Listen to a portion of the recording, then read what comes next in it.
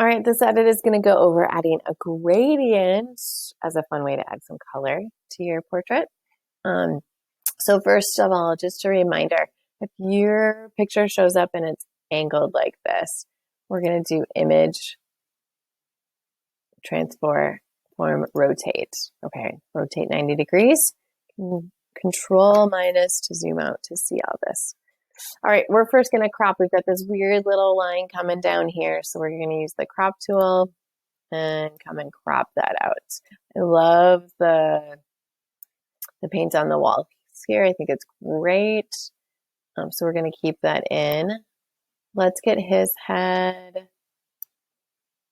on as close to the rule of thirds as possible, and then balance the space. So the space on this side, we'll try and balance it on this side as well.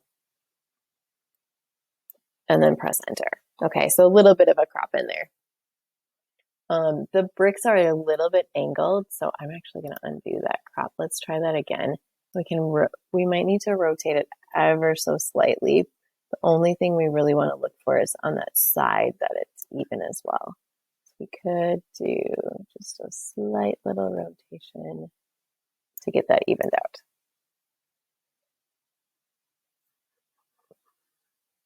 Okay, so that's pretty good. All right, so what I'm going to show you now is adding a gradient. And this is just going to be a fade of a color, and it's just like a splash of color on there. Sometimes this works really well with photos that are in color, but I'm going to show you how to do it in black and white. So on the bottom, this is going to be the half black, half white circle for adjustments. We'll go to black and white. Click on this. You want to give it enough contrast, so you could play with some of these in here. Otherwise, I'm going to have you go to levels. We'll also do a levels. We definitely need to bring in some of those darks and make some adjustments this way. With this picture, I would definitely say, because of the contrast of the skin tone to the clothing, this is where we would want to come in and select like the background and the clothing and do a separate adjustment just for that to balance it out, because right now it's super bright.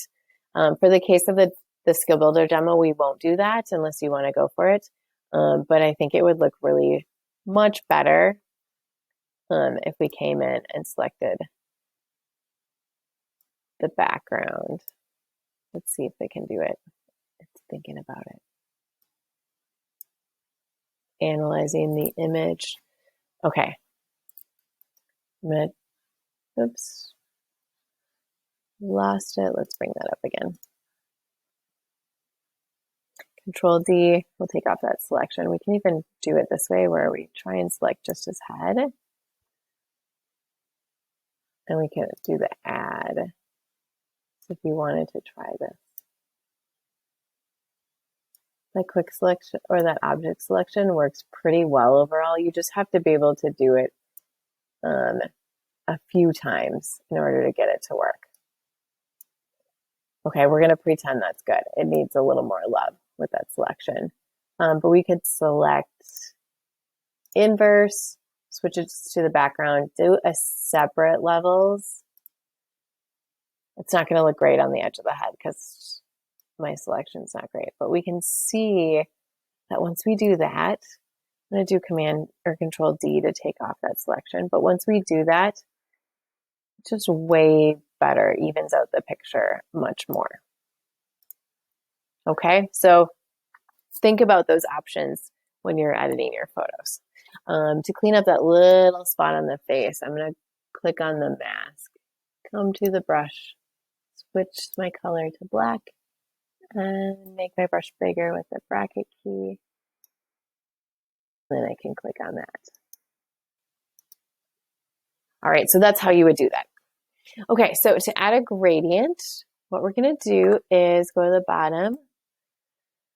We're going to do gradient fill. You're going to have lots of options with this. This one we're going to stick with kind of a basic. So with the down arrow here, you can see options for adding a gradient to a portrait. We're going to do foreground color to transparent. So checkerboard, it means transparent.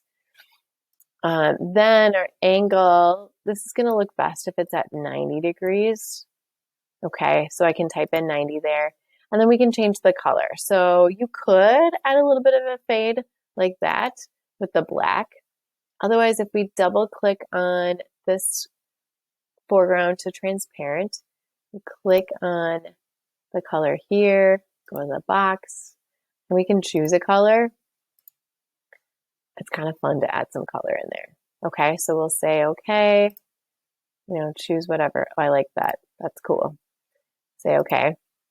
Now we can also adjust the scale of it because right now it's taking up a lot of that space. So we could bring the scale down a little bit. Hope it's actually bringing it up. Let's go the opposite way. We could bring that scale down there. Okay, so you've got some options with playing with that. You should also be able to move it around. Let's try offset.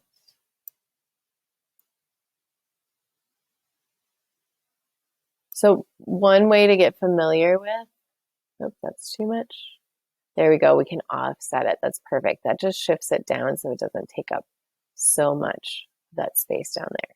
Okay, one last thing to consider is you might want to bring the opacity down on a little bit to allow the picture to come through. If it's too solid, you could also try a blending mode. So click on darken. That looks kind of nice because then it blends in with the picture as well. So choose one that blends. So that's a choice. To do a blending mode, I would for sure bring the opacity down just a little bit. All right. Cool addition to your portrait. You're going to save it as a Photoshop document and then also export it as a JPEG.